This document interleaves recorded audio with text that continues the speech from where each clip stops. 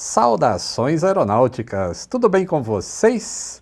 Estamos um pouquinho atrasados, eu copiei esse atraso do Flow, porque aí todo mundo fica ligado, cadê, o que vai acontecer, o que vai acontecer? E hoje a gente vai ter uma live muito legal, pessoal, mas muito legal. Acho que a maioria de vocês assistiram o curta-metragem que foi feito em homenagem ao Osiris Silva. Ficou maravilhoso, não ficou? Quem não chorou? Eu chorei. Então, para a gente completar o ciclo, o Aviões e Músicas trouxe aqui hoje para conversar com a gente duas pessoas essenciais, praticamente os criadores de todo esse curta-metragem. E a gente vai conhecer como que foi o processo, quanto tempo demorou e detalhes incríveis que você vai ter que assistir de novo o vídeo para perceber. Então vamos lá. Ó.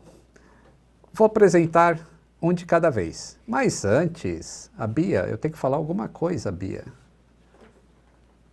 Ah, vocês já ouviram falar da Sparkle? Sparkle é uma nova comunidade que tem, é uma ferramenta muito importante, muito interessante, em que a gente consegue agregar conteúdos no Sparkle. Então, canal do YouTube, Instagram, Twitter, blog, se você tiver. E você agrega tudo isso num lugar só e consegue ter acesso mais fácil. Por exemplo, tem muita gente que segue o Aviões e Músicas e não recebe notificação de quando tem vídeo novo. Isso não acontece no Sparkle.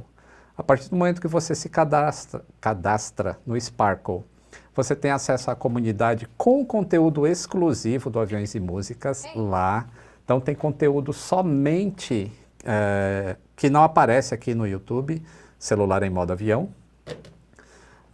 E também tem todo o conteúdo do YouTube. Então sai o vídeo aqui no YouTube, o Sparkle te fala, ó, o Lito tem vídeo novo. Isso é muito legal, né? Para todo mundo, coisa que o YouTube falha ainda na notificação. Então, Sparkle, procura aí, baixa o aplicativo, procura Aviões e Músicas lá, o Lito Souza, e você vai ter acesso a esse conteúdo exclusivo. Tem umas curiosidades que eu só coloco lá no Sparkle, hein? Não tem aqui no YouTube. E é legal que são vídeos curtinhos. Então, ó, vamos começar a apresentação do pessoal aqui, ó. Primeiro, o João. Boa noite, João. Tudo bem? Boa noite, Lito. Uma honra estar aqui, viu? Oh, uma honra minha. Puts, daqui a pouco eu vou colocar também o Luquezzi e a gente fala mais disso. Mas eu queria que você se apresentasse aí para as pessoas saberem quem você é, o que você faz. Sim, eu sou João Marcos Massotti, sou diretor e roteirista do curta O Voo do Impossível, né? E eu trabalho com audiovisual e há 12 anos eu faço os vídeos, né? Faço roteiros e direção dos vídeos da Embraer. Ah, que legal. Então é tipo corporativo, aqueles vídeos legais que aparecem no canal da Embraer, você que está por trás da direção? De alguns deles, sim. Tem muitos, sim. Pelo menos aqueles né, que a gente tem as nossas aeronaves ali sobrevoando alguns lugares icônicos, como a Ilha de Santa Helena, esse tipo de coisa, os primeiros voos. Isso daí eu tive assim a sorte, a honra e privilégio de poder participar e contar essas histórias. Ah, legal, João. O Natan, você está acompanhando os comentários aí, Natan? A gente vai responder a maioria dos comentários no final do bloco, tá? Quando a gente tiver para encerrar a live. Eu estou aparecendo, ninguém está falando que eu estou muito vermelho não, que eu estou me vendo meu vermelho aqui na câmera. E temos também aqui junto com a gente o Cláudio Luquezzi. Boa noite, Cláudio, tudo bem? Boa noite, tudo bom? Diga aí, se apresente aí para o pessoal. Bom, é um prazer muito grande estar aqui com você, Lito, com o teu público todo aí. Eu sou jornalista de aviação, tenho cerca de 30 anos trabalhando no segmento, sou editor da revista Asas e do nosso canal no YouTube. E no vídeo, no curta, eu tive a honra, eu tinha sido autor do livro sobre a história do Bandeirante, O Voo do Impossível. O João Marcos Massotti me convidou a integrar a equipe como diretor técnico histórico justamente para cuidar de todos esses elementos históricos que aparecem no vídeo, que inclusive a gente usou para superar a limitação de contar uma história tão linda em 14 minutos. Então a gente colocou tudo que aparece no vídeo no curta, nas imagens, tem uma mensagenzinha por trás. E eu fiz parte disso aí. Ah, que legal. Então você foi basicamente o consultor para assuntos históricos. Basicamente, no início era isso, depois eu acabei dando pitaco em diálogo, tal, pá, e aí extrapolou um pouquinho, eu acabei entrando Não se conteve, técnico histórico. a gente permitiu ele saborear o pedaço do bolo. Brincadeira, o Luquezzi fez toda a diferença. Ó, deixa eu contar. Eu perdi uma grande chance de ter feito um react quando esse vídeo foi pro ar. Foi pro ar não, porque assim, eu recebi ele em primeira mão, né? Eu tinha que fazer um upload no canal do YouTube. E naquele dia que eu recebi, eu já tinha visto o trailer. Eu falei, nossa, isso aqui vai ser muito bom. E aí eu recebi a versão, acho que foi uma semana antes da publicação. E eu devia ter gravado a primeira audição, assim, a primeira vez que eu vi aquele desenho, aquele vídeo. Porque é impossível não chorar. E deveria ter sido muito legal assim ver as lágrimas correndo, porque vocês conseguiram captar uma ideia, sabe? Aquilo de quando fala que o nome da empresa, qual vai ser, e aí aparece a Embraer, aquele azul do hangar da Embraer, que é inconfundível. E a câmera dá um giro e você vê o Osiris já com o cabelo branquinho, a corcundinha, igual eu tenho. E eu falei, nossa... Aí ali a lágrima correu solta, sabe? Foi sensacional. Vocês estão de muito parabéns, assim. Olha, Lito, assim, eu queria aproveitar, né, a chance aqui, né, ao vivo, de agradecer muito, em nome da equipe que produziu o curta, né, de agradecer a família Aviões e Músicas por ter gentilmente cedido o espaço do canal de vocês para que esse curta pudesse atingir um público maior, sabe? E assim, vocês fazem um trabalho muito nobre de juntar o Brasil em torno dessa paixão pela aviação, e a forma como o curta foi recebido pela audiência de vocês nos comoveu muito. Eu não tinha a segurança que isso fosse, né, que o público fosse receber bem esse formato, né, da animação 3D, ou essas licenças poéticas na forma de contar a história, né, e a forma como recebeu comoveu a todos nós também, e foi, a gente está muito grato por tudo que aconteceu, então muito obrigado mesmo.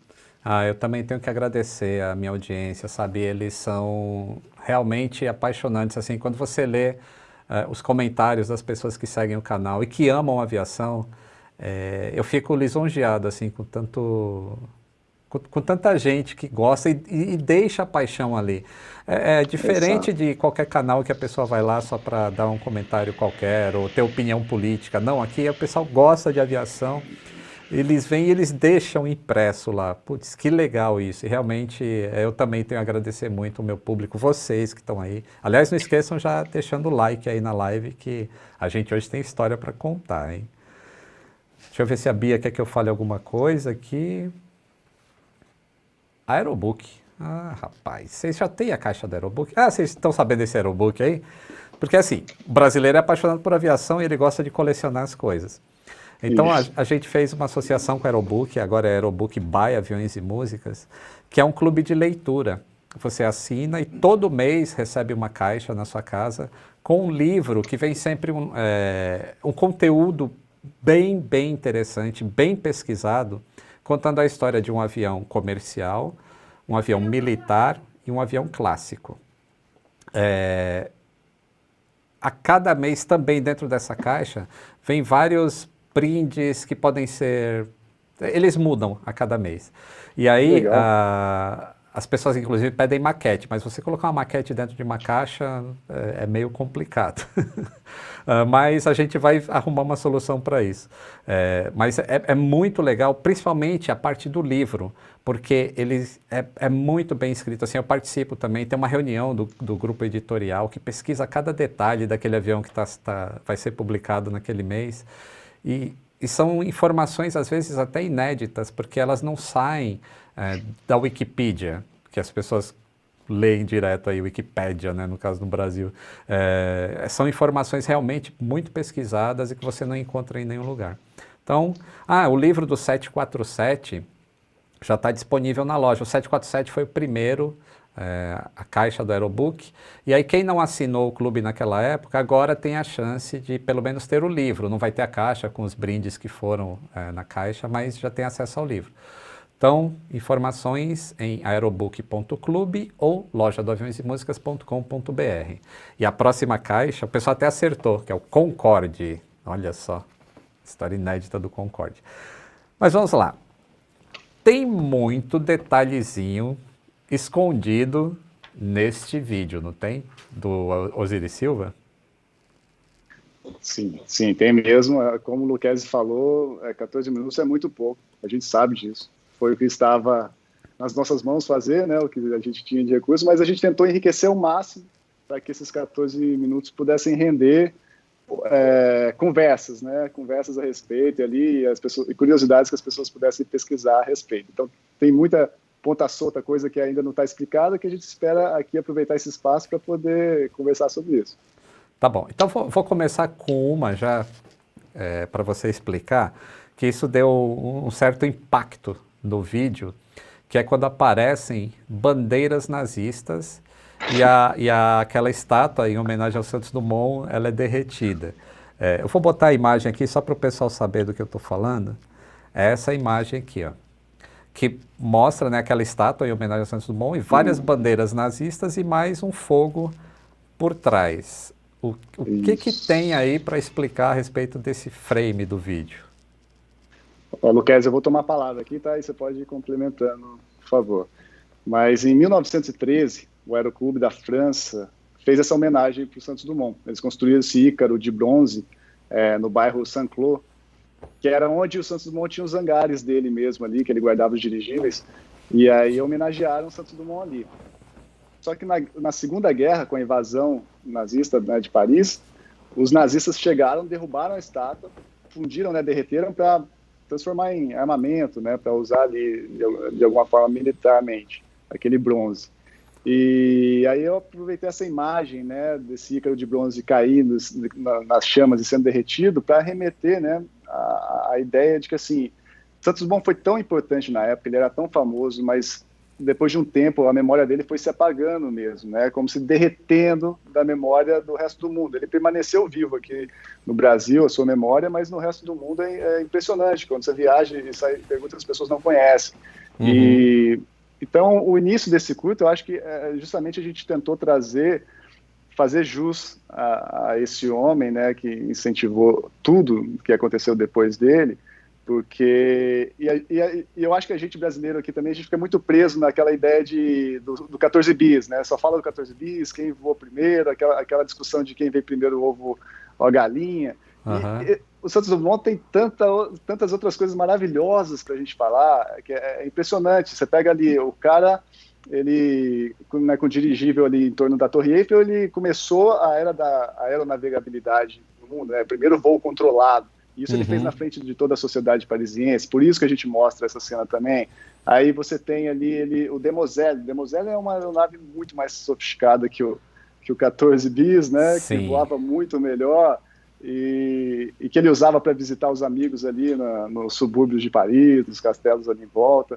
Então, assim, o Santos Dumont também criou o hangar da forma como a gente o concebe hoje em dia, né, com as grandes portas que abrem deslizando lateralmente. E uma coisa que é muito impressionante para a gente é que, assim, você imaginar que naquela época, né, a humanidade toda estava relegada só ao solo, né?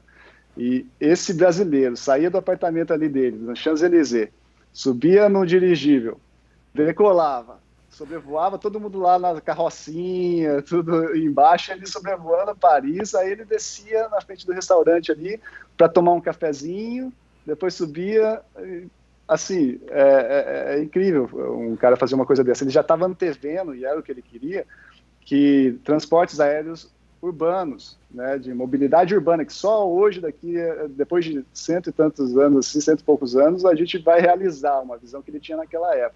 Então eu falo que ele é o Tony Stark da Belle Époque. Ele era um hipster, né? Porque você sair da sua casa com o dirigível, ir até o Maxim's para jantar, estacionar o seu dirigível na praça ali em frente, é um hipster total, né? Foi o primeiro hipster. Totalmente, exato. Ele tinha um aspecto que ele era mais humanista do que empresário. Ele teve um impacto na aviação muito grande, que a gente colocou a cena com o Demoiselle, justamente porque o Demoiselle ele fez uma pequena revolução na aviação, no sentido que o Santos Dumont, na visão dele, do avião ser um patrimônio para a humanidade, ser uma coisa de uso da humanidade, ele pegou todas as plantas do Demoiselle, publicou inclusive na Popular Mechanics, ele deu royalty free. Ele fez tipo, faça você mesmo o seu Demoiselle.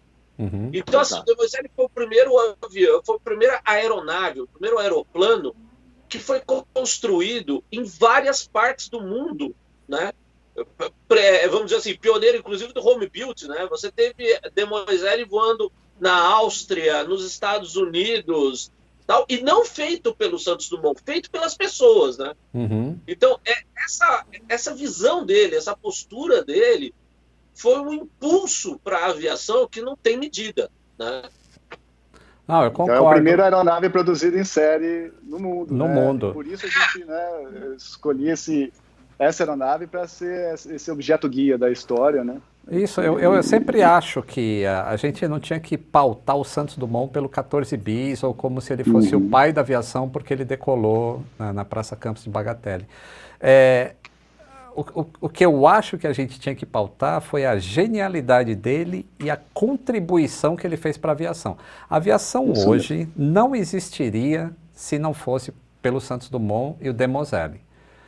Porque a partir do momento que você espalha os planos para todo mundo e as pessoas conseguem ver, é como se fosse um software de código aberto. As pessoas podem trabalhar naquilo e ir melhorando, e aí a aviação produziu tanto. Ao lado que os Wright Brothers, que são considerados aí os primeiros a voar, porque eles voaram antes mesmo, mas eles não têm uma contribuição tão grande para a aviação, pelo fato de ter fechado ela. Então acho que a gente tinha que parar com essa briguinha assim, de quem foi primeiro ou não e falar, putz, o grande gênio da aviação foi o Santos Dumont. Exato. Aí tem uma outra cena, aí a gente avança um pouco no curta e aparece a infância do Osiris.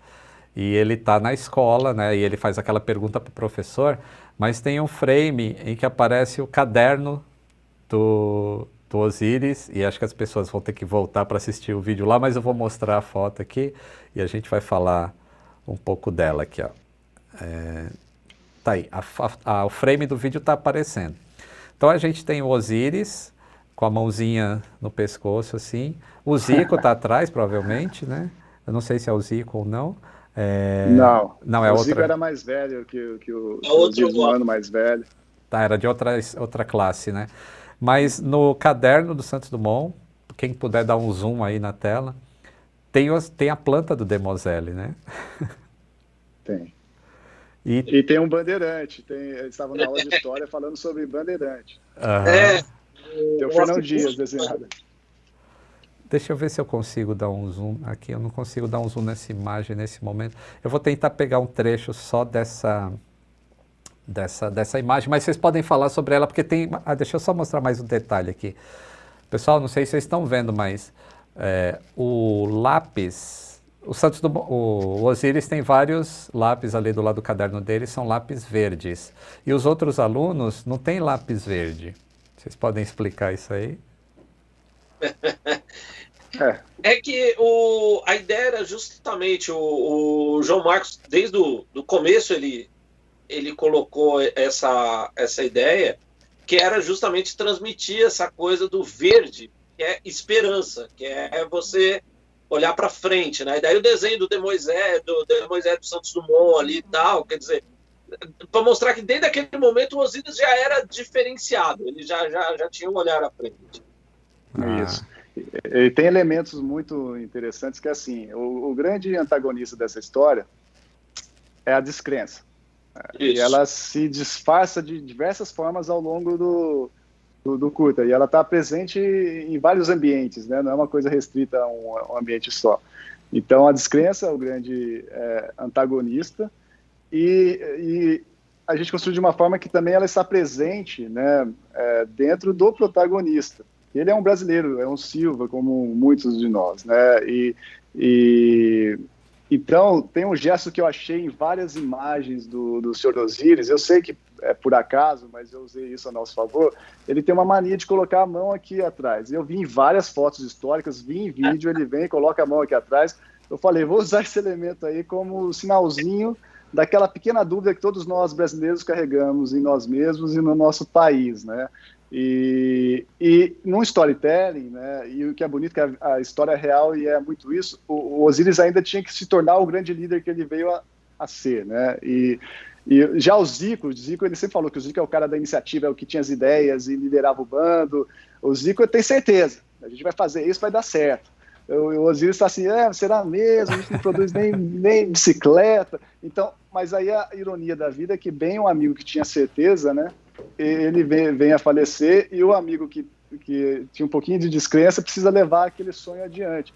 Então, no curto, ele vai vencendo tanto a descrença externa como a descrença externa. E o que é nós mesmos, né, como brasileiros, todo dia precisamos fazer, né, a partir do momento que a gente acorda, vencer essas descrenças. Então, esse sinalzinho aqui, você vê que vai acompanhando durante todo o curta. E o momento que eu acho mais importante, mas é bem sutil lá no final, é quando ele, depois de tantos nãos que levou, depois de tantas portas na cara, né, ele decide ali, não, eu vou continuar acreditando, apesar de, se eu levar um não aqui do presidente, eu vou continuar tentando, sabe, que o importante é como eu caminhei através do fogo ali.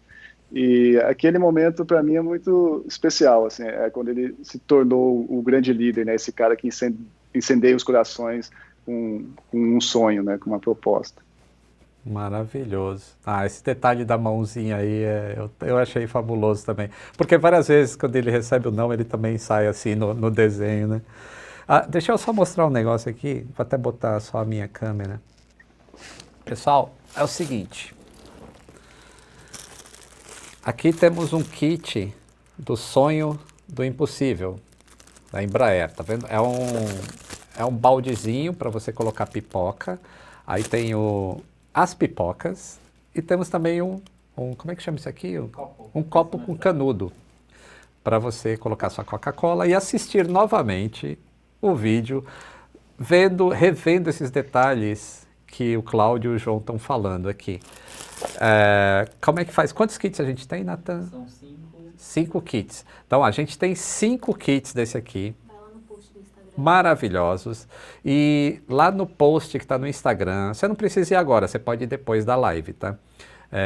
Você vai lá no post do Instagram, tem as regras para você concorrer a ganhar um kit desse aqui, que é maravilhoso. Ó, tem as cenas do vídeo aqui com os personagens. E muito legal. Eu vou ficar sem, mas eu dou de presente para vocês o que vocês deram de presente para a gente desse vídeo, como agradecimento. Então, no Instagram do Aviões e Músicas, tem lá as regras para você ganhar um kit desse aqui e reassistir o vídeo quantas vezes forem necessárias e chore toda vez que assistir. Ele sempre arrepia. A gente vai sortear no final da live. O sorteio então a live acaba, deixa eu voltar aqui, a live acaba, aí você vai lá, deixa o seu comentário, umas 2 horas depois da live vai ser o sorteio. Qual é o horário? Que horas são? Vai dar quase 8 horas, a live deve terminar umas 8h30 e às 9, 10. 10 da noite? Tá bom, né? Você vai ficar aqui até 10? Não, eu vou estar em casa. Não, a gente faz assim que acaba a live, porque você tá junto aqui. Que aí o pessoal abre uma segunda tela aí, vai lá e já deixa o comentário no Instagram, tá? Mas não sai daqui da live que tem mais coisa muito importante. E o sorteio vai ser depois que terminar a live. Pronto. O Nathan, ele vive... Eu não vivo nada. Vamos lá, estamos de volta aqui. Vamos ver um próximo frame aqui, ó. É o Osíris num banco. Deixa eu botar aqui na tela. Ele está sentado no banco lá com a criança. O Zico está segurando um aviãozinho e tem alguma coisa escrito no banco. Tem Ório, aí tem do Osíris e de Zico. Explica o que está acontecendo aí. Quer explicar? Eu posso explicar também. Não, que isso, vai. Essa ideia é sua. Você é o pai do banco da praça. Essa foi a primeira imagem que surgiu, né, que ficou comigo desde que eu li os livros do Osíris, e aí eu escolhi contar essa história através de uma história de amizade, né, esse nascimento humilde, né, tão bonito pensar esse nascimento humilde num banco de praça, de repente culminar em todas aquelas aeronaves, as mais avançadas nas suas categorias, né, voando no céu de todo mundo. E esse banco de praça, eles chamavam de escritório. Eles chamavam mesmo, o Zico e o Osiris chamavam, eles ficavam todas as tardes ali conversando sobre construção de aeronave. Só que a gente ficou assim, mas não estava conseguindo encaixar uma fala, aqui no nosso banco chamado escritório, e estava ficando meio falso. Aí a ideia que surgiu, eu até acho que foi o correuteirista, meu amigo Bruno D'Angelo, que deu de fazer aquela propaganda que fica nesses bancos, né? Fica escrito lá, escritório no banco, e aí tem uns menininhos ali escrevendo do Osíris e do Zico, né? Então fica esse detalhezinho bem sutil. Mas as primeiras cenas que surgiram na minha cabeça mesmo foram essas, o banco de praça, e eu ficava fantasiando. Imagina se esses dois garotos no banco de praça, de repente abrissem um túnel do tempo, e eles pudessem ver de dentro ali do Bandeirante, aquela cena já veio, a aeronave, a câmera se afastando e todas as aeronaves passando, Xingu, Tucano, até culminar no KC-390 balançando a câmera. Essa foi a primeira cena que surgiu na minha cabeça do curto. Nossa, e muita gente elogiando esse final. Assim, quando passa cada modelo e o KC arregaça a tela lá e depois ainda termina com o drone, né? O próximo... Que tem um detalhezinho, aí também. Tem um detalhezinho. Isso, que fecha, né, o ciclo todo. Exato. Muito bom. Pessoal, vocês estão curtindo aí a live? Então não esquece de deixar o like aí, tá? Olha só o que a Bia está me lembrando aqui. Deixa eu ver. Temos um cupom na loja. Olha aqui, ó. Dura só até amanhã. Até amanhã, a Bia está me falando, tem esse cupom aí, Osíris90. Olha só. Que coisa melhor que isso. Então, com o cupom Osíris90, você vai na loja do aviõesemusicas.com.br, usa esse cupom e você tem 10% de desconto em tudo que você comprar na loja. Muito bom, né? Então, ó, vou botar de novo o cupom aí para você não esquecer. Osíris90, loja do aviõesemusicas.com.br. Osíris merece tudo, viu, rapaz? Nossa, até na palestra dele eu choro. É verdade. E o mais encantador, assim, e aí, na verdade, o mérito é da história real, né? As pessoas porque isso é verdadeiro. A gente está contando uma história real de visionários mesmo, que existem, e a nós coube a sorte de poder narrá-la, mas o mais impressionante é ser verdade. Isso. Então, eu não sei se as pessoas acham que aquilo é ficção, mas não é, tá? É a história, aconteceu mesmo. Ó, a próxima imagem que eu vou mostrar aqui é quando eles estão ainda no banco da praça e eles falam assim, a gente pode não começar a construir avião, mas a gente pode aprender a pilotar, né? A ser piloto, alguma coisa assim. E aí aparece essa imagem, que é um panfleto com um P-40, acho, né? Um P-47, talvez? P-47. P-47, da Força Aérea Brasileira. O que significa aí? É uma homenagem à Força Aérea? Bom, aí é o seguinte, a ideia que a gente queria, porque toda a história, como a gente estava falando agora, né? O mais bonito desse filme, o mais emocionante desse filme é que a história é verdadeira, a história aconteceu, né? E como o Dr. Osíris sempre fala, tem um componente aí da educação, né? Que é muito fundamental. Na animação, mais tarde, isso se resolve. O que acontece? Em determinado momento, os dois, com aquele sonho deles todos de construir avião, aquela coisa toda, era inviável, porque aqui no Brasil você não tinha nem curso, né, de engenharia aeronáutica, você não tinha curso de nada, né? Então, em determinado momento, eles pensam, já que não dá para seguir aquele nosso sonho de construir avião, vamos atrás daquilo que é viável, que é pilotar avião, que é voar avião, né? E aí o caminho era ingressar na Força Aérea Brasileira, né? Então a gente mostrou essa, vamos dizer assim, essa solução que os dois garotos encontraram, né, de buscar a Força Aérea Brasileira, tal, nessa cena com o panfleto, né, que o Zico mostra, fala, aqui, a gente pode pilotar, Se a gente não pode construir, a gente pode pilotar, né? E a Força Aérea Brasileira, realmente, ela sempre teve, né, vamos dizer assim, ela foi um magneto, né? Ela foi um igniçador, assim, de muitas vocações aeronáuticas, né? Que ficaram nelas e outras que foram para outras áreas. E ela realmente, ela sempre exerceu essa coisa, né? Através da Esquadrilha da Fumaça, enfim, tal. Sempre despertando, né? Eu sou um pouco fruto desse resultado aí, né? Dessa coisa de Força Aérea Brasileira e tal. Então, a cena, a ideia era essa. Aí a gente quis colocar justamente um P-47, que é o avião que o Brasil usou na Segunda Guerra Mundial, aproveitar como aquela coisa, sempre colocando, né, os easter eggs aí, fazer uma homenagem ao Santa Pua, ao primeiro grupo de aviação de caça, aquela coisa toda, né? Então, a pegada foi essa. A cena, ela conta tudo isso naquele panfletinho ali. Que legal. Eu tenho muita gratidão pela Força Aérea Brasileira, porque eu não seria hoje o que eu sou sem a Força Aérea Brasileira. E eu sempre que eu posso, eu agradeço, eu os agradeço, porque mesmo sem nunca ter servido, nunca ter sido militar, se não fosse a Força Aérea Brasileira, eu não teria a minha formação de mecânica e manutenção de aeronaves lá na Base Aérea de Santos, com a ajuda da Força Aérea Brasileira. E se a gente pensar na história da Embraer, a Embraer ela surgiu por causa da Força Aérea Brasileira. Então, a Força Aérea está presente em todos os momentos da vida dele. Quando ele decide ser piloto, vai ser através da Força Aérea. E então, eu acho que realmente é muito bem colocado isso no vídeo. E é o que eu falo, eu tenho muita gratidão e eu sempre vou falar isso. E tem sempre alguém da Força Aérea Brasileira que assistindo meus vídeos e depois entra em contato e fala, poxa, que legal isso aí, é o nosso trabalho, sabe? É o que eles falam, é o nosso trabalho, mas é um trabalho muito digno. Com certeza.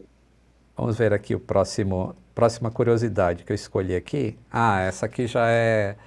Eu peguei o frame da biruta, que é uma cena bem triste do vídeo, em que a biruta está caída e tem um céu vermelho atrás, que isso é mais ou menos logo na morte do Zico, não é? Esse é um recurso narrativo que a gente chama de foreshadowing lá fora, né? E a gente já está indicando a ausência do vento, ou seja, a ausência do Zico, né? Ele vai nos abandonar, de certa forma, né? A gente já comunica isso antes. E como colocar sutil um momento assim dramático, né? Ficar um negócio óbvio, mostrar ali o acidente que ele sofreu, né? Com aquela mesma aeronave na qual eles estão sentados, não era a pegada que a gente queria. A gente queria algo mais sutil. Até na trilha sonora, eu pedi para o compositor colocar um violoncelo meio que simulando ali uma aeronave caindo, bem sutil ali, e a gente faz essa transição. Aí eu queria que o Lucchesi explicasse isso, como foi, né, o acidente do Zico, isso que a gente não mostra lá, né? Então, o que acontece é o seguinte, os dois amigos, né, esse roteiro vivo que foi a história real, né, que no filme a gente conta um pouco, tal. O temperamento deles era muito complementar, né? Tanto que quando eles foram para a Força Aérea Brasileira, é muito interessante isso. O Zico, como a gente estava falando aqui, né, com aquele jeito dele, não, vamos fazer, ele foi para a aviação de caça, né? E o Osiris, até, vamos dizer assim, com um lado assim mais analítico, mais de observar as coisas. Ele foi para a aviação de transporte. Uma vez ele falou para mim que a decisão dele de ir para a aviação de transporte foi que ele queria conhecer o Brasil. Ele queria conhecer todos os lados do Brasil, né? E ele voou muito de Catalina na Amazônia, né? Quer dizer, ele realmente ele conheceu, né, o máximo que era possível. Ele foi para as fronteiras mesmo do Brasil, né? E o Zico foi pilotar o que foi o primeiro avião a jato operado no Brasil, que no caso um caça para a Força Aérea Brasileira, que era o Gloster Meteor. Né? Como todo avião de uma época pioneira, né, era um avião cheio de delicadezas, cheio de questões, né? Era a primeira geração de avião a jato. O Gloster Meteor surgiu ainda durante a Segunda Guerra, né? Uhum. E aí, voando justamente a versão de treinamento, que era o TF-7, ele sofreu um acidente e perdeu a vida, né? Inclusive, durante a produção do vídeo, teve assim, uma curiosidade, né? É que os Gloster na FAB, eles acabaram recebendo umas pinturas muito vistosas, os esquadrões com aqueles chamado ovo estalado, né? Um vermelhão pintado no nariz e outros com azulzão pintado no nariz. E aí lá nas nossas reuniões, é claro que aquilo teria ficado muito mais bonito, muito mais chamativo no vídeo, né? Mas aquelas pinturas não tinham nada a ver com a época que o Zico voou, né? Então eu tive que cortar um pouco de barato do pessoal e falar, não, olha, desculpa, mas ele não pode botar um ovão instalado aí vermelho no nariz. Ele cortou o nosso barato. Cortou o nosso barato, mas a gente não cortou na próxima. Tive que cortar o barato. Na próxima é o interior do C-47 ali, que a gente está carregando ali, né, o caixão do Zico, e realmente o Luquezzi chegou e falou, olha, tá errado que as janelas precisam estar todas abertas, só que se tivesse tudo aberto entrava muita luz, né, um quadradão, assim, então ia incidir muita luz lá dentro, e eu queria o cenário intimista, né, aquele foco de luz no caixão, aí, a Mono Animation, né, que é, diga-se de passagem, estúdio maravilhoso, tinha feito essa imagem de uma forma incrível e eu não queria abandonar isso. Aí o Luquezzi, tá bom, então vou abrir essa sessão, não é historicamente acurado, mas e aí ficou por essa. Mas é muito importante falar que essa cena, esse sonho que o Zico teve é real, viu? Isso não é invenção do roteiro, não. Ele chegou para o Osiris e falou, Osiris, eu sonhei que um de nós dois carregava o caixão do outro no interior de uma aeronave indo para Bauru, só que eu não consegui ver quem era quem. E aí eu disse, não, para de falar esse tipo de coisa, não vamos falar sobre isso não. Passou uma semana, vem o C-47 para buscar o Osiris com o caixão do Zico lá dentro. Exatamente. Nossa, você passou uma semana só? Deixa eu mostrar. Pouco tempo mesmo. Eu vou mostrar essa senha essa cena do caixão aí, que é essa daqui, que a iluminação realmente é muito bonita. E vocês pegaram tem uma foto aqui de referência, né? De como seria bem interessante. O que você estava falando, Luquezzi? Você ia complementar com alguma coisa? Não, justamente, que o interior do avião acabou sendo isso. O interior é perfeito de um C-47, só mudou a janelinha. Ah, que legal. E tem a cena que deixa eu botar aqui, que quando ele está... A visão é de dentro da cova pro Osiris, né? Deixa eu botar o frame aqui. Então, o que tem de especial nesse frame? A gente tem que tentar comunicar subjetivamente através dos enquadramentos, né? Alguma ideia, assim, para pelo menos pegar subjetivamente. Então, nos colocarmos ali na posição do sonho que está sendo enterrado, né? E o Osiris dando as costas para isso, na verdade foi muito o sentimento interno do Osiris mesmo. Ele ali, quando perdeu o amigo Osiris, ele sentiu que estava dando as costas para o sonho de construir aeronaves no Brasil. Ele ficou, durante um bom tempo, ele falou, me tornei só piloto da FAB, não queria saber mais da engenharia. Exatamente. Então, simbolicamente, passa isso, você vê que as nuvens estão paradas, ou seja, a ausência do vento. Toda vez que o Zico está presente, as nuvens movimentam, né? E eu acho que é tocante esse detalhe, né? Ele deu as costas para o sonho naquele momento. É arrepiante, cara. Aí eu separei um outro frame aqui, que já que a gente estava falando de Força Aérea Brasileira, tem uma hora que ele olha pela janela e vê o Cruzeiro do Sul. Exato. Esse é um detalhezinho, outra homenagem, né? Eu acho que a instituição mais homenageada nesse circuito todo é a Força Aérea Brasileira. Merecidamente. É muito legal ter o Cruzeiro do Sul como um símbolo da FAB, porque só tem aqui no Sul, né? Quem olha para o céu só vê o Cruzeiro do Sul aqui no Hemisfério Sul. É o nosso céu.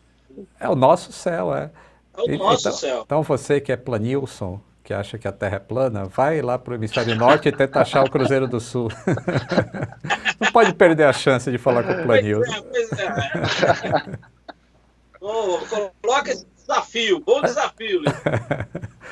E, bom, deixa eu botar a próxima imagem aqui que é interessante. Tem uma hora que o Osiris está no escritório e atrás dele tem a foto de um balão que tem um nome interessante, esse balão aí, né? Bom, eu vou deixar vocês falarem. Do Bartolomeu. Quer falar, Luquezzi? Aí entra naquela questão, né? A gente tinha logo o começo do filme, tem aquele tributo, né? Aquele reconhecimento pelo trabalho do Santos Dumont, né? Pela obra do Santos Dumont, vamos chamar assim. E aí, nessa cena, a gente quis dar um insight, dar uma cutucada, né? Na obra, na lembrança dos outros brasileiros que até antecederam o Santos Dumont naquele sonho, né? E aí é justamente o padre Bartolomeu de Gusmão, né? Com a ideia do balão de ar quente que ele apresentou diante da corte portuguesa e chegou a fazer o rascunho, né? De um balão que era a passarola, né? De Gusmão, que é o desenho que aparece lá, tal. Então aí a gente fez a lembrança, né, do Bartolomeu de Gusmão, mas até puxando para provocar, tipo assim, não só ele, né? Ele até como uma representação de todos esses outros pioneiros que teve, né? Exato, porque desculpa, Lito, mas a história da aviação do Brasil começa com a própria história da aviação, de certa forma, se confunde. Nós somos um dos países mais importantes para a aviação mundial, e isso tem que ficar muito claro, não só aqui no Brasil, mas lá para fora, né? Então, quando a Embraer chegou uma época que ia vender avião lá fora, o pessoal ficava com preconceito, né? Jungle Jets, aeronaves da selva, né? E por que eu vou comprar uma aeronave de um país sem tradição de aviação? Sem tradição? Vamos responder com Bartolomeu de Gusmão, com Santos Dumont, com Casemiro Montenegro, Osiris Silva, Augusto Severo. Neiva, Augusto Severo, exatamente, Augusto Severo. Muitos, né? E a Força Aérea Brasileira unindo tudo isso. Então, assim, a gente tem muitos motivos aí para se posicionar de uma forma mais assertiva nesse sentido. Verdade. Aí temos, vamos dar um avançozinho no vídeo, quando eles já estão planejando o avião que vai, né, ir a lugares onde as outras empresas não querem ir. E aí tem o hoster, né? E ele fala, precisamos de um computador. E tá com o dedinho assim. E atrás dele tem uns quadros. E conta aí o que tem escondido nessa imagem. O que acontece? Bom, João, eu te peço licença para contar essa história. Tá bom, conta do seu jeito aí. Uma das histórias que eu achei mais fantásticas, mais incríveis, assim, quando eu escrevi o livro do Voo do Impossível, a respeito do Max Rost, né, foi que quando foi formalizado todo o convite para ele vir para o Brasil, para ele ser o projetista-chefe desse projeto e tal, ele impôs uma condição que ninguém esperava que ele fosse impor. Ele tinha uma Mercedes vermelha, conversível. Ele estava morando, na época, ele estava morando em Marrocos, e ele colocou como condição que a Mercedes fosse trazida para o Brasil, para São José dos Campos. Isso era a condição dele. Agora, Lito, você imagina o trampo de burocracia que ainda existe no Brasil para você fazer qualquer coisa. Uhum. Você você imagina, o Osiris falou isso para mim, Claudinho, isso deu mais trabalho pra gente conseguir. Você não imagina, a equipe ficou igual maluco, entendeu? Para conseguir liberar tudo, para trazer o raio, né? E aí você faz uma viagem no tempo, né? E tenta imaginar a Dutra, que mal tinha sido duplicada, São José dos Campos, na época que a Embraer foi criada, né? Um pouco antes da Embraer. Agora imagina um cara falando francês e andando com uma Mercedes vermelha conversível, por isso aí. Deve ter sido maravilhoso. Foi um troço, entendeu? É uma história real que é melhor que o roteiro da maior parte dos filmes, entendeu? Não, eu estou pensando aqui, o Santos Dumont também foi quem trouxe o primeiro carro para a América do Sul. Isso mesmo. Já imaginou, não tinha estrada, só tinha que andar por onde as carroças e os cavalos andavam, e ele já tinha um carro aqui motorizado. Que coisa, né? E o Max Roche teve uma importância muito interessante, assim, porque além dele, que era Osiris Silva e Osílio Silva, também era dois Silva, né? Eles iam colocar um nome para assinar o projeto Silva, aí de novo, a descrença, né, no brasileiro. Aí você tem um cara, Max Roche, olha que nome bacana para assinar o projeto. E ele trouxe, claro, todo o conhecimento dele e ajudou demais, ensinou muito. Né, ele era de que nacionalidade? Francês. É francês mesmo? Francês. Não teve um alemão também junto? Não, teve o Dr. Fock, que trabalhou no CTA, teve aquele projeto do Convertiplano e tal, mas isso foi anterior ao Max Roche. Ah, tá. No Bandeirante. Inclusive o Osiris falou que quando eles foram criar o projeto do Bandeirante, eles tiveram que lidar com a síndrome de Fock. Sério? O que era essa síndrome de Fock? Porque, veio o Dr. Fock, que tinha feito projetos na Alemanha, né, tal, durante a guerra, aquela coisa toda, né, o nome é Focke-Wulf 190, né, e célebres e tal. E aí ele veio para o CTA e tinha esse projeto do Convertiplano, aquela coisa toda, e o Convertiplano, por mais genial que fosse, acabou não chegando em lugar nenhum, né, ele foi embora e tal. Aí, quando você ia, depois disso, né, qualquer coisa que você ia sugerir de um projeto novo, desenvolver, vamos desenvolver, alguém virava para você e falar, mas nem o Dr. Fock conseguiu, e você vai querer. Pronto, era a síndrome de Fock, entendeu? Porque tudo que você fala, não, nem o Dr. Fock conseguiu. E olha como a descrença é forte, né? O próprio Max Roche abandonou o projeto, depois ele não acreditou que o sonho fosse adiante mesmo.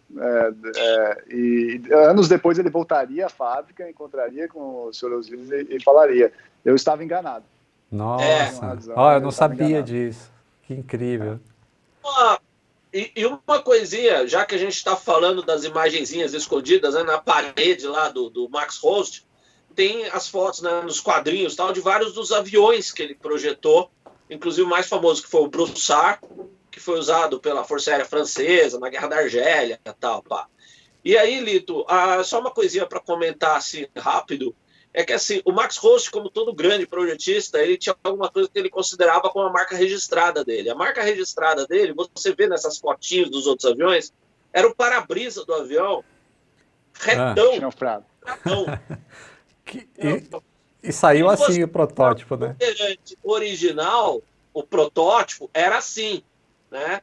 E aí um detalhe, só o Max Roche achava isso aqui bonito. O Osiris, a equipe inteira achava esse para-brisa horroroso. Todo mundo achava isso, mas era a marca registrada do Max Roche, tiveram que deixar. Tanto que quando o Bandeirante foi refeito pelo Guido Pessotti e equipe toda, né, para gerar o modelo que foi para a produção mesmo, o Osiris falou para mim que uma das primeiras providências, todo mundo troca o para-brisa. Olha que... E é isso que eu fiquei pensando, eu não sabia também dessa parte, porque você olha o protótipo, parece um Fusca com asas. Sim. E aí é um carro bem antigo, assim, que é um paredão. E aí você olha o Bandeirante de produção, aquela harmonizado, o nariz harmonizado, e você fala, nossa, o que aconteceu entre o protótipo e o... O grande engenheiro brasileiro, o Guido Pessotti, né, e a equipe dele, assim, que fizeram esse desenho. Mas é muito interessante como tem esse lado, de novo, da descrença, né, a aeronave, né, eles conseguiram fazer a aeronave decolar. Aí, nossa, melhor ainda, conseguiram fazer a aeronave pousar, né? E já é um baita empreendimento. Aí chega uma mulher assim nas costas do Osiris, assim, dá um toque ali, ele pensando que ia elogiar, ela fala, mas precisava ser tão feio? Isso era um comentário só, vai no comentário negativo, né? Precisava ser tão feio. Tem outra cena que eu tô botando aqui, que é a Kombi, de noite, chegando no CTA lá, eu acho que é no CTA, né? O que significa aí? Por que à noite e por que uma Kombi? Isso. Vai lá, Luquez, com você. O que acontece é o seguinte, Lito, o Brasil, na época, né, quando você falava de computador no Brasil, nessa época, o computador era aqueles mainframe, né, aquelas coisas gigantes que ocupavam uma sala inteira, tal. Uhum. Então, assim, existia um no CTA, que obviamente a maior parte do tempo de dia, tal, estava ocupado justamente com os professores, né, você rodar programas, tudo, aquela coisa toda. De vez em quando, a equipe do Bandeirante tinha jeito de lidar com ele. Fora desse computador do CTA, havia um na Unicamp, em Campinas, e você tinha um na sede da IBM, aqui em São Paulo. O diretor da IBM, quando ele ficou sabendo desse projeto, desse programa no CTA, ele procurou e falou, olha, se vocês quiserem usar o nosso computador, né, para rodar os programas, aqueles cartões perfurados, tudo na época, né, tem o horário que ele está ocioso pode ser usado. Só que o horário ocioso era de madrugada.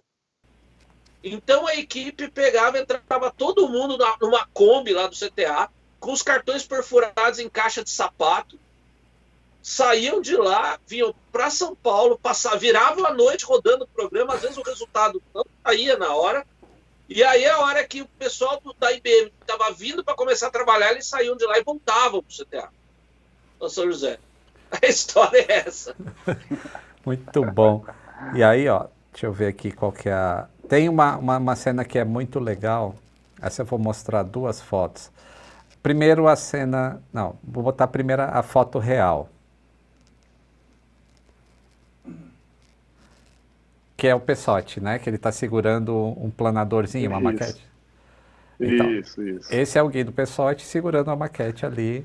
Essa é a foto real. E aí, no desenho, no vídeo, aparece esta imagem aqui. Que é, né, você está replicando, mas aí já é o Bandeirante na mão. Já é o Bandeirante, é. Tem uma história aí, é uma homenagem a ele? É uma homenagem a ele, sim. Ele é um dos maiores, foi um dos maiores projetistas de aeronave do mundo, né? O DNA que ele, a equipe dele, de design que a equipe dele criou ali naquela época, até hoje está presente nas aeronaves da Embraer, que, diga-se de passagem, são lindíssimas, né? As aeronaves da Embraer são lindíssimas, isso não tem como negar. E então, assim, sim, é uma homenagem à figura dele e reproduzir. E tem um livro, né? Que a capa é justamente essa, um livro sobre ele. Que a capa é justamente essa. Então a gente aproveitou para colocar essa homenagem no livro. Que legal. Nossa, ó, pessoal, tem um monte de coisa mais para mostrar, mas a live não dura 4 horas para a gente mostrar tudo. Eu tenho um PDF deles com várias dessas imagens que a gente mostrou e uma historinha contando. Eu posso disponibilizar isso para o pessoal baixar e ver detalhes da animação? Pode, claro, seria um prazer. Tá, então vou fazer isso. Ó. Depois eu vou deixar na descrição do vídeo, vou falar isso no Instagram também, no Twitter, aí vou deixar o link para baixarem o PDF com cenas que eu mostrei aqui e algumas explicações sobre o que significa. E você que mandou pergunta, já vamos responder as perguntas aqui. Não esqueçam do cupom do Osiris, tá? Que é o Osiris 90, tá aparecendo aí na tela, para 10% de desconto na loja do Aviões e Músicas para qualquer coisa. Tem também o kit, né? Cadê a pipoca? Perdi a pipoca. Vou mostrar a pipoca de novo para vocês aqui, que é muito bonito isso aqui. É um balde de pipoca. Deixa eu botar na tela cheia aqui. É um balde maravilhoso.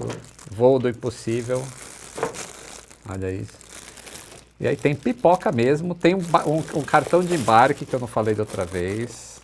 Ou seja, é um souvenir e é histórico. Então, vai estar no Instagram as regras para você concorrer a ganhar um desse aqui e assistir 1000 vezes o desenho. O que é, Bia? Para ir no último post postado no Instagram, Isso, tá lá no Instagram no último post. Responde as perguntas agora, Natan? Yes. Eu vou começar por uma que eu sei responder, tá? As outras eu passo aí para os especialistas. Deixa eu botar aqui todo mundo na tela de novo. Essa pergunta é do Erison Kruger Schneider. Esse primeiro protótipo do Bandeirante ainda existe? Sim! O segundo protótipo está em São José dos Campos. Tem um museuzinho ali perto do aeroporto e lá está o segundo protótipo, que é praticamente idêntico ao primeiro. Mas o primeiro está lá no Musal, no Rio de Janeiro, todo pintado, bonitinho. E se você procurar um vídeo aqui no canal, eu tenho um vídeo que eu mostro ali por dentro, mostro aqueles switches, né, as chaves do cockpit sem nenhuma indicação, nem era um painel mesmo assim, o que se chama overhead panel, não era preparado ainda, não tinha indicação, não tinha nada, só tinha as chaves. Ser piloto de testes da Embraer nessa época devia ser uma aventura incrível.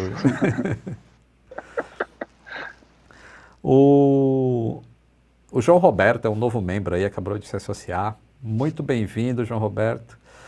O Ivan Belchior pergunta para o pessoal se eles pensam em fazer uma versão maior do filme. Foi emocionante em 15 minutos. Merece uma história de 1h30 no mínimo. E aí, contem, vocês têm planos? Olha, existe muita vontade, realmente, vontade que não falta, seria uma honra, assim. Realmente a gente fez com o que podia de recursos na época, né? Mas, na verdade, o nosso grande plano era fazer uma trilogia, igual Star Wars, voltando no tempo. Então, a gente agora focaria no grande, eu sou muito fã dele, é o Casimiro Montenegro, que tem uma história espetacular, mas assim, aí merece uma live também de 4 horas, que é muita coisa para falar, é impossível resumir, Casimiro, e a outra do Santos Dumont mesmo, mas aí pegando um episódio muito interessante, que a gente queria narrar, que é chamado Cavalgada Patriótica, que foi uma cavalgada que ele fez ali saindo ali das cataratas, tudo indo até, eu não lembro quanto tempo, até Curitiba, para chamar atenção para a criação, isso culminou na criação do Parque Nacional do Iguaçu, ou seja, o Santos Dumont, né, mexendo com tecnologia e tudo mais, veio para cá e foi responsável, ajudou aí na criação do Parque Nacional do Iguaçu, e ali eu queria fazer as memórias dele, dos acidentes, das coisas que ele viveu lá em Paris, aparecendo ali no meio da floresta. Então você vê uma Torre Eiffel no meio da floresta ali, ele está rememorando e curando aquelas feridas dele durante essa cavalgada toda. Assim, eu acho que dá para aparecer uma libélula, que é a Demoiselle Libélula. Dá para ter muitas cenas bonitas aí no meio desse curto, o chapéu dele descendo a corredeira, já temos várias cenas prontas. Mas seria essa trilogia em animação. E por que animação? Eu sei que todo mundo quer longa, acha que um longa é merecido, e eu também acho, mas é muito custoso, custa muito mesmo, precisa de muito investimento. Imagina recontar aquela época, refazer aquilo com atores reais, aeronaves reais, né, cenários reais. Tem que ser um investimento muito grande para ficar bem feito, porque não compensa contar uma história dessa com pouco investimento. E a outra coisa é que, como esse roteiro foi mais lúdico, a animação 3D permitiu trazer essa ludicidade para o visual. E, ao mesmo tempo, sabe qual que foi o nosso público-alvo, Lito? Não foi nem criança nem adulto. Foi a criança que existe dentro do adulto. É isso que a gente se colocou como público-alvo. Funcionou. E a animação cumpriu. Funcionou perfeitamente, viu? Recebi vários, assim, não só comentários, como também recebi e-mails falando desse curta. Foi realmente maravilhoso.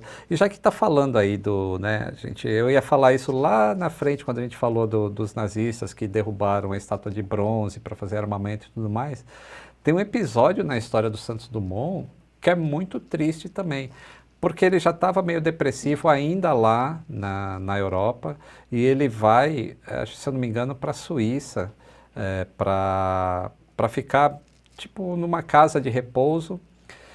E ele ou é na França mesmo, eu não lembro, pode ser que seja na França, eu não lembro exatamente o local, mas ele está perto dos Alpes ali, e ele é considerado, como ele está novo na cidade e tudo mais, e ele era uma figura ele foi, em determinado momento da história, a pessoa mais conhecida do mundo, o Santos Dumont, em uma época que a imprensa estava, né, engatinhando.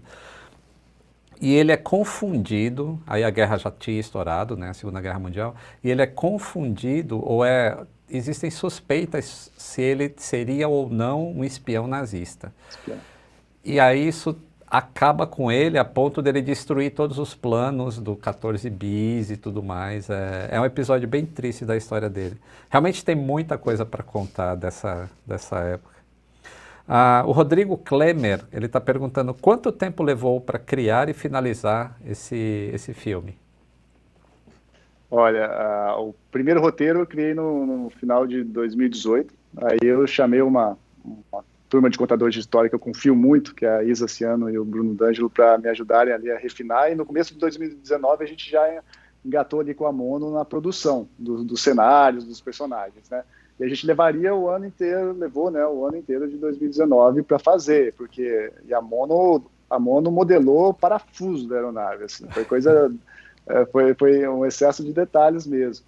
E aí, engraçado que tinha muitos detalhes históricos para fazer e eu não tinha capacidade ali para resolver todos, né, com segurança. E aí me aparece na minha mesa, enviado pelo Zico, eu acredito, o livro do Lucchesi que ele tinha lançado naquela época, O Voo do Impossível, bem nesse momento, assim. Então, eu me apaixonei pelo título, eu não acreditei, ali tinha um conteúdo enciclopédico sobre tudo, e aí chamei o Lucchesi para me ajudar nessa também, porque, além disso, além dele ser o cara mais preparado para me ajudar nessa, se depois eu soltasse esse vídeo, o cara mais chato, que ia reclamar de tudo, que isso aqui tá errado, não sei o que, seria ele também. Então, já resolvi 2 problemas. Aí. Legal. Eu acho que até saiu em tempo recorde, viu? Porque é de uma qualidade espetacular. Espetacular.